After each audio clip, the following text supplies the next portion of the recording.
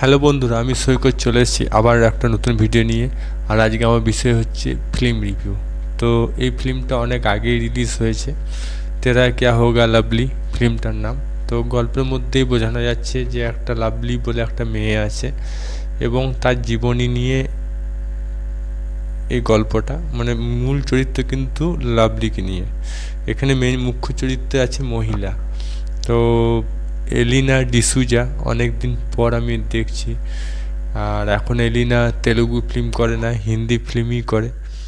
তো এখানে একটা সাউলি মেয়ে চরিত্র অভিনয় করছে, একটা কালো রঙের বা শ্যামলা গঠনের মহিলা চরিত্র অভিনয় করছে এবং খুব সুন্দরভাবে অভিনয়টা করেছে। গল্পটা আমার খুব ভালো লেগেছে। তবে এই ফিল্মটা 3 মাস আগে রিলিজ হয়ে গেছিলো সিনেমা হলে।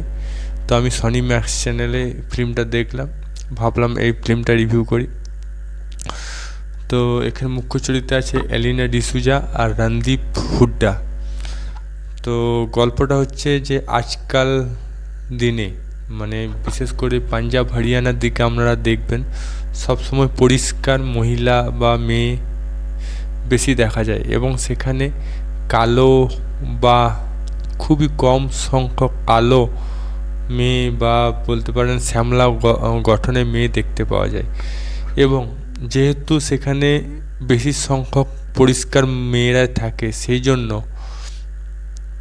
সেখানে পরিষ্কার মেয়েদের প্রাধান্য বেশি পায় এবং কালো এবং শ্যামলা মেয়েদের একটু আড়াল করে রাখে মানুষ, একটু এড়িয়ে চলে বা বলতে পারেন বর্ণবিদ্বেষ করে। তো সেই কনসেপ্ট নিয়ে এই গল্পটা, এবং সেটার জন্য মেয়েদের কত ফেস করতে হয় কষ্ট, বিশেষ করে বিয়ের ক্ষেত্রে। কোনো ভালো সম্বন্ধ এলে সেটা এড়িয়ে চলে, আর যদিও সম্বন্ধে মেনে নেয় সেখান থেকে মোটা অঙ্কের টাকা জন্য পণ হিসাবে নিতে চায়। এই কনসেপ্টটা নিয়েই গল্পটা তৈরি। শেষ পর্যন্ত কি হয় আপনারা এই ফিল্মটা দেখলেই বুঝতে পারবেন। তো আমার এবার চলে যাচ্ছি প্লাস পয়েন্ট এবং মাইনাস পয়েন্টে। আমার প্লাস পয়েন্ট লেগেছে মেয়েটার প্রতিবাদ করা। শেষ দিকে সিনটা, যে লাস্টের দিকে বিয়ে পিড়িতে গিয়ে যে প্রতিবাদ করছে, তার সাথে যে খারাপ ব্যবহার হয়েছে সেটা প্রতিবাদ জানাচ্ছে শেষ মুভমেন্টে। বাড়ির লোক ভাবছে তার মধ্যে কথা শুনছে, কিন্তু তার মনের কথা সে শেষ মুহূর্তে জানাচ্ছে। এই যে প্রতিবাদটা, এটা ভালো দেখেছি। যে মেয়েটা খুব পরিষ্কার দেখতে, সে একটা কালো চরিত্র অভিনয় করছে, মানে আমি এলিনা ডিসুজার কথা বলছি। সেটা খুব সুন্দরভাবে মেকআপ করেছে, মেকআপ আর্টিস্টরা খুব সুন্দরভাবে সাজিয়েছে। আমার তো বিশ্বাসই হচ্ছে না এলিনা ডিসুজা, কারণ তাকে সেই চরিত্র অভিনয় করতে দিয়েছে। পুলিশের চরিত্র রণদীপ হুড্ডা খুব ভালোভাবে করেছে। মানে পুলিশ হলেই যে সে কড়া মানুষ হয় এমন নয়, তাদের মনটা একটু মন পরিষ্কার হয়, সেটা জানতে পারলাম। সেটা দেখিয়েছে এই ফিল্মে।